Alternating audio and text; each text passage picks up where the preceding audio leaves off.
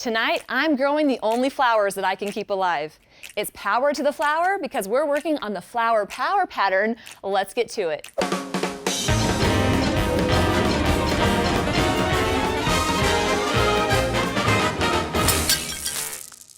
It's gonna start with this beautiful turquoise fabric. Now this is gonna go on my youngest daughter's big girl bed, so I didn't want anything too pink, but we have to throw in some bright, beautiful colors, so we're gonna cut up the fat quarter bundle to make our flower quilt. So my youngest daughter is 9 years old. I know, I don't look old enough to have 3 kids. Thank you, you're so kind. Appreciate that a lot. No, the only quilt she has though is the baby quilt I made her when she was little. So I kind of figure it's time for a quilt for her big girl bed, even though by the time I get this finished and she uses it for a little bit, she'll probably be ready for her, teenage bed. So I have these fun batiks in a lot of different colors. This is gonna be one beautiful bouquet of flowers if I do say so myself. Well, enough fabric fondling, it's time to get cutting. So I'm gonna take these fat quarters and cut them up into squares and rectangles, which are gonna be the petals of our flower and the leaves. Okay, so to get the best flowers possible, I'm gonna go iron them so that they can be nice and flat. So now that I have it all ironed out, it's time to cut them up. For real this time.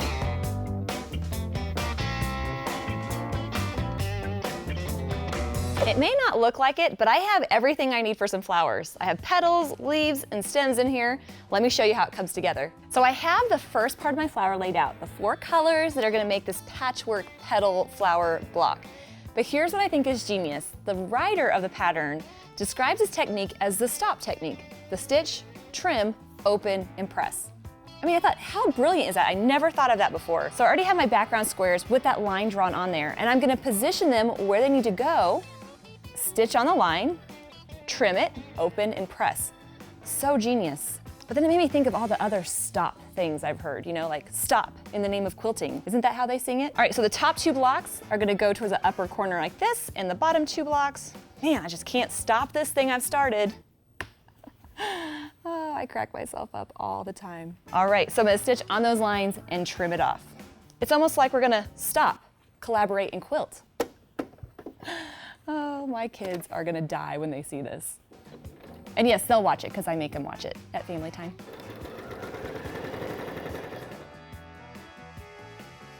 Okay, quick trim, open, and then press, and then I can start making the finished block. So now using that stop technique, I have my petals. I'm gonna sew them together in 2 rows and then sew the rows together. I think the most important thing is that you don't stop till you get enough. Don't stop till you get enough. Don't stop till you get enough.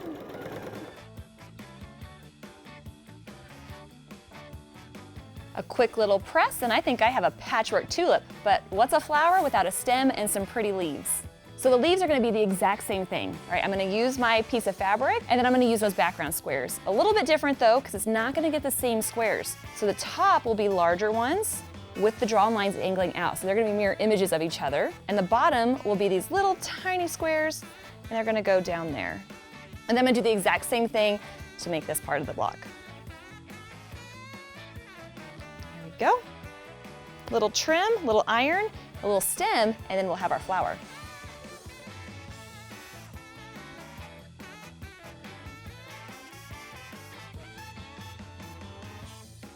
So my beautiful flower garden is gonna have 2 kinds of flowers. You already seen what the first one looks like, and here's the second one. I think it looks like a begonia. I have my bigger pieces, my little background squares, and I'm gonna do the same thing, stitching and flipping till it comes together.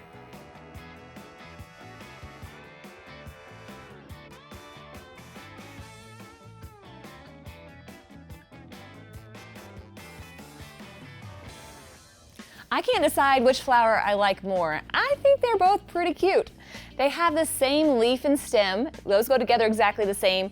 This flower, I just sewed the pieces together using the stitch and flip technique or the stop technique. Now I have to make a few more of these because a bouquet is not just 2 flowers, and we'll see what it looks like when we lay it all out.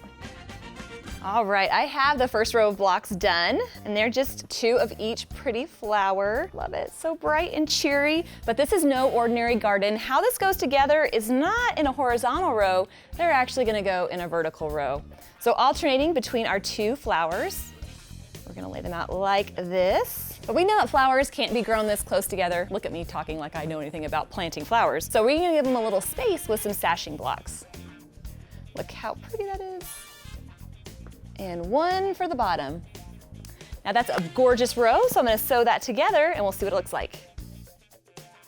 First row is done. I also have the second row finished, and I even started putting on the sashing. Now sashing is just the strips that go in between the rows of blocks, and that's what's gonna help separate the flowers and give me a little room for some fun machine quilting. And it's actually gonna get a border on both sides as well, and the top. But for right now, you can kind of see how this is coming together. So I'm gonna sew these rows together, add the sashing and the rest of the strips, and we'll see what the center of our quilt looks like. Perfect, the center of my quilt is done. Oh, it's not quite right though. It needs to turn around. There we go. So there it is, but it's not done yet. I need to add some borders to make it just a little bit bigger to actually fit on my daughter's bed. So it's actually going to get an inner border of that same background fabric. It's gonna help separate those flowers from the other border, which is purple. Not always been in love with the color purple, but it's getting easier. That was my New Year's resolution this year. And it's gonna get this beautiful purple border on the top and the sides. I think this is gonna look great. So I'm gonna finish up this quilt top, get it basted, and get to the machine quilting where I plan on having a pretty fun time. So I have my quilt sandwich basted and ready for some fun machine quilting, and I think it's gonna look great on my daughter's bed. I just wish she loved quilting as much as I do, but face it, who does? So instead of quilting for family time, we get together and watch Bluprint's new family content. A lot of fun shows that even my kids are digging, like Doodle Wars, Pizza Revolution, oh, and MasterChef Junior. Kids that cook better than me, well actually that's not that believable because I'm not a great gardener or a cook, but I'll tell you what I am good at, machine quilting, so I'm gonna get to it. Around the bottom of the flowers, I'm quilting little tufts of grass. All I'm gonna do is quilt a straight line and then quilt little lines that go back and forth at an angle and then continue on.